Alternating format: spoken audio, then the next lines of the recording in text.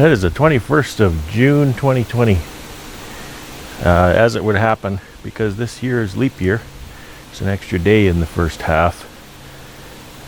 Solstice was yesterday. Solstice was the 20th. So today is the official shorter day of the year. And days are going to get shorter until the 21st of December. That's kind of a sad thought, isn't it? We had a major thunderstorm here last night. Didn't sustain any damage that I can see. A lot of lightning though, a lot of thunder. And the apiary is a wet, muddy mess again. Over there where I drive around, there's a lot of mud. I came out, there was a reprieve in the storm. I had something I needed to do in my sea can. I got stranded in there. It started raining like no tomorrow, and the thunder and lightning, and I was wondering if a big metal box is where you want to be in that.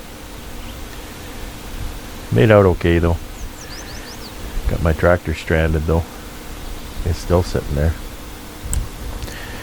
So this is Sunday. Just kind of a catch-up video. I haven't done a video in a while. So I don't know how many of you are sitting on the edge of your seat wondering what's going on in my apiary. The camper project has kind of got stalled a bit because the bees have demanded more of my time. July is usually a good time for some projects. To get the honey supers on, there's not as much bee work to do. You just add honey supers over time. And so I find mid to late July is actually a good time. If we need to go away or anything, we do it then. So the work I've been doing in the last couple days, because solstice is here and we're starting to see a few flowers, then I'm putting queen excluders over the bottom brood chamber. So what I want to accomplish is I want to get the queen into the bottom brood chamber. Typically if I don't find the queen, I have a lot of marked queens, which is nice. I typically can find her then, but that's 20 frames still if it's a double. So typically what I'll do is I'll just take the top box and I'll shake all the bees off the frames in the top box, set them systematically into a second box off to the side. Once I'm done shaking, then I remove that empty box, put a queen excluder. I'll smoke the bees down so I don't squash them. Put a queen excluder, put the new second box on it. It may have brood in it, it may have honey in it, usually a mixture of both. But because all of the bees then are in the bottom box, then I know the queen is down there. If during my shaking I do look at each frame just to take a quick look, if I see the queen, then I'll get her in the bottom box and I'm done shaking. So that makes it a little easier. I found a few, but it was on about the second or third last frame, so it didn't save me much work. But they're in there. I got rained out yesterday. I was finishing up. I've got maybe half a dozen to go, or fewer than that even. And I didn't even do them all. And the reason I didn't do them all is because there's a number of them really need to be requeened. So I didn't want to requeen and have a virgin in there with a queen excluder. They're not very big and sometimes they can get through there. And so that'll mess things up. So what I plan to do is I'll requeen, and once she is laying, then I'll put that queen excluder back in. I'll continue to build the hive in the meantime. I'll build it up to 2-3 boxes or more if necessary. My concern really is that I get that queen excluder in over the bottom brood chamber by, even the end of July, because at that point then the brood will have time to emerge fully before the end of August, which is my honey pull. A lot of guys around here, they'll pull honey in July or by the end of July because they're on a different kind of forage than I'm on. I'm on a hayland and marsh forage, which is low and slow all summer for, a good 8, 9, 10 weeks, or even more sometimes. I've had flow until past the 15th of September, which doesn't do me much good because I need to be feeding, you know, Labor Day kind of thing for winter. But anyway, so that's the plan.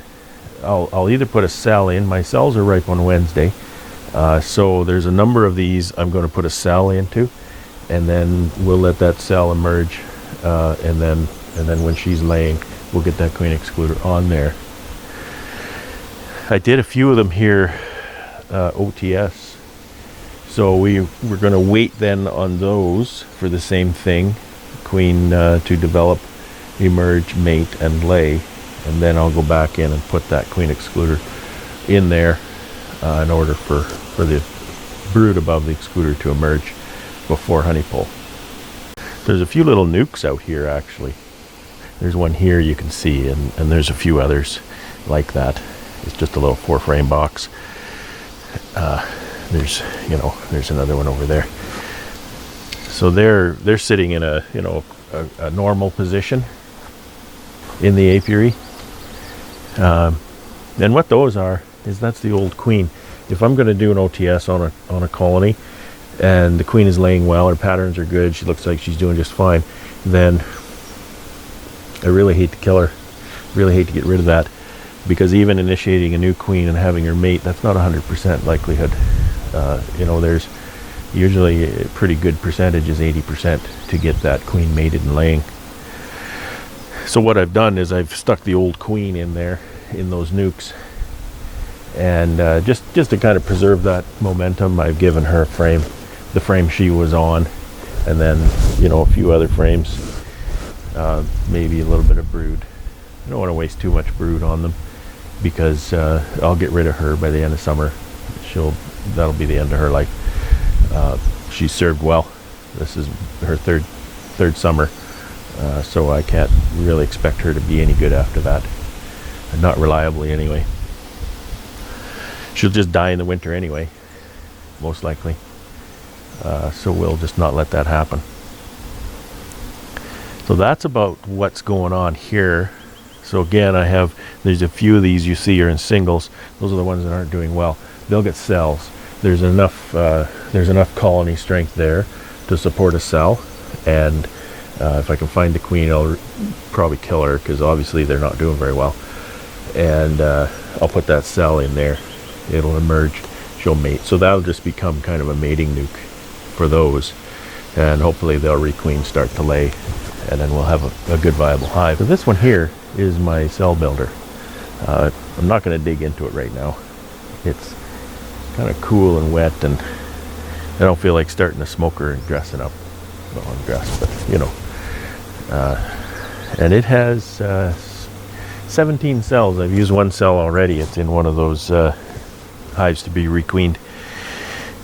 So I know I did a little bit of a video on that. And the reason I haven't done a lot of videos on my queen rearing this year is because I'm learning, and I just don't feel right about putting a lot of information out there that I'm going to learn is not the best.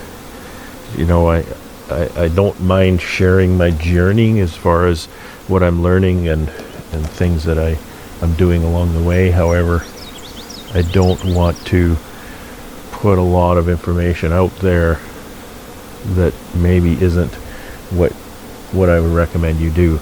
So at this point, I don't really know what I do because I haven't experienced it enough to decide. I've learned a lot. I've learned a lot of things about what I should do, and a lot about what I shouldn't do as well. So just suffice it to say, that's my builder. It's stocked normally like a builder would be. It's queenless.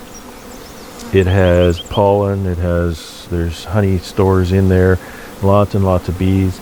I've put frames of brood in there to sustain the constant rejuvenation of the new bees, and that's about all I can say. I did my grafting, put my cups in there. I'm up to 54% acceptance. That's my third graft. Not where I want to be, but every graft improves. I was 9% my first graft. It was pretty awful. But they, you know, they made those 3 queens, so that was nice. My second was 40%, so that was a big jump. I kind of figured out some of the things I was doing wrong, and a little bit of an increase on the third is 54.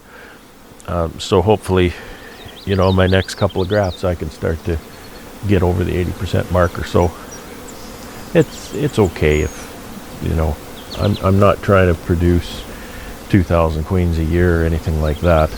So we'll keep going. Hopefully I can keep going this summer, maybe for another month at that, and get some queens, you know, mated by the end of July. You know, we'll see. Made them too late, they're not going to be any good for winter. So that's what's going on there. Nothing too major exciting to report on that. So essentially how I collect those bees is, you know, find a strong hive or 2 or 3. It actually takes quite a few bees, and I'll shake as many frames as I dare. Careful not to shake the queen off. So I should know where she is to do this. Queen excluders are nice. I can take all these honey frames and shake them out. As normally the young bees will stay in the tub. You shake them, give them a really good shake, and the old bees just kind of fly. And after the next few minutes, the old bees will kind of fly away. It's the young bees you really want.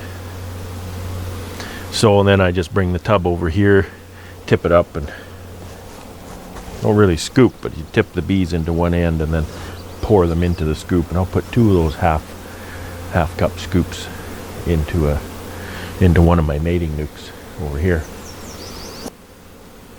I had a bit of a problem with those, learning curve. I don't exactly have it figured out what I'm going to do. I know what some of my options are, but I gotta work it out. This is awful convenient to have my mating nucs here. Convenient for me. Doesn't work so well for the bees. Doesn't work well for the mating nucs. And the problem is robbing. These nucs are empty. They're not even full of drawn comb. So you can see I've got my syrup pail here. I've got some jars. I was putting jars on top, and I had a super on top of that, and I had a lid and everything covered up. The poor little mating nucs were just getting robbed right out. The traffic was unbelievable. It's got all these really strong hives right here.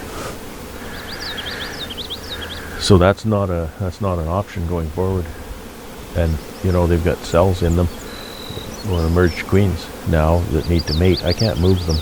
I can't do anything with them at this point. The ones that are empty, like these 4 over there, are full. They all have queens, I think, with the exception of just 1. So they have to stay put. And I wonder what my mating success is going to be there. Otherwise, I need to move any additional nucs likely away, you know, a mile likely from this apiary. So I have not decided what I'm going to do. I don't have a yard that's a mile away. The only yard I really have lined up is my summer